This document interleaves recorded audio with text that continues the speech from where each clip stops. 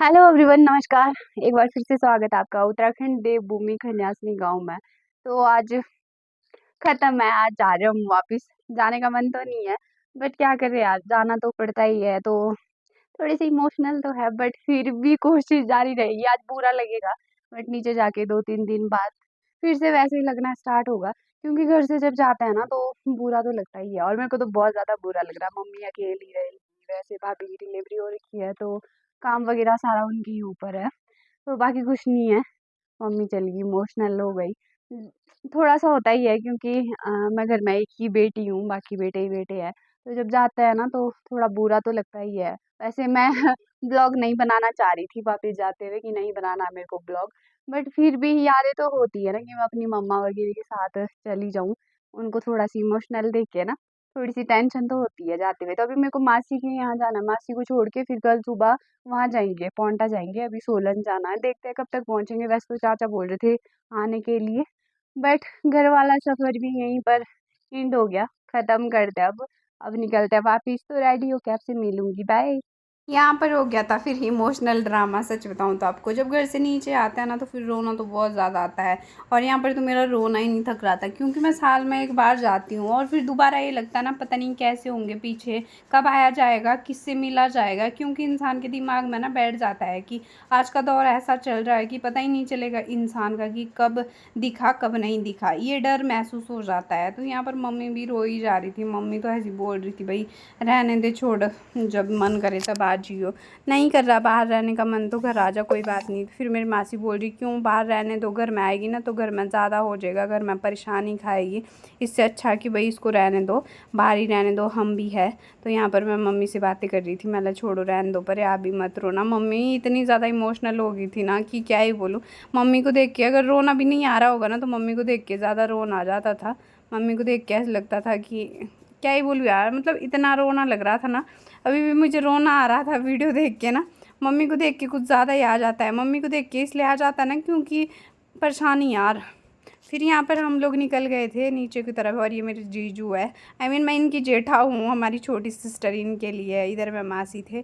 हम घर से निकल गए थे, हमें बस मिल गई थी। तो ये तो ऐसे बोल रहे थे, यार शक्ल बेकार है मेरी, मत डाल मुझे, जब शक्ल अच्छी होगी तभी डालियो मुझे। मतलब ऐसा कुछ नहीं है भाई, इंसान का दिल बड़ा होना चाहिए, शक्ल से क्या करना।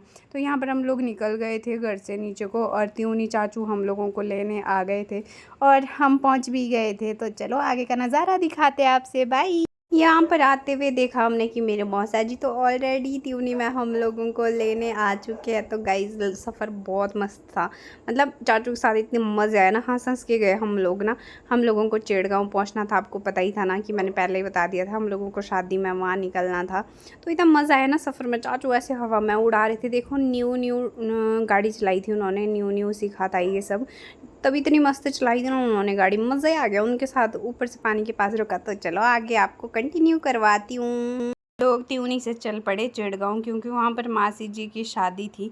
तो हम लोग निकल पड़े थे। मैं कहा चलो फिर हम भी चलते हैं, क्योंकि पीछे से मासी ने बहुत कॉल किए थे, हम नेटवर्क क्षेत्र से पार थे। फिर हमने सोचा नहीं जाएंगे, फिर मासी नाराज़ हो जाएगी, तो इस वजह से हम लोग भी निकल गए थे। और यहाँ पर मैं वीडियो बना रही थी और इतनी मस्त डेकोरेशन कर रखी थी शादी में, मतलब आई फाई था ओवर मेरे मामा कोट में। तो ये मेरा मामा कोट एक तो दीवदी साइड है, रोडू साइड, और एक डोडरा क्वार है। और यहाँ पर मेरी मासी मेरी तरह, सब सारे बोलते हैं कि इसकी तरह तू समीसी की बेटी लगती है या फिर बहने बहने लगते हैं। तो यहाँ पर मेरी दादी का ना पैर दर्द हो रहा था, मुझे बोल साइड में रहने दो मुझे खड़ा। मैं लगा कुछ भी नहीं है, इधर आ जाओ, आप हमारे पास खड़े रहो, अच्छे लगते हैं।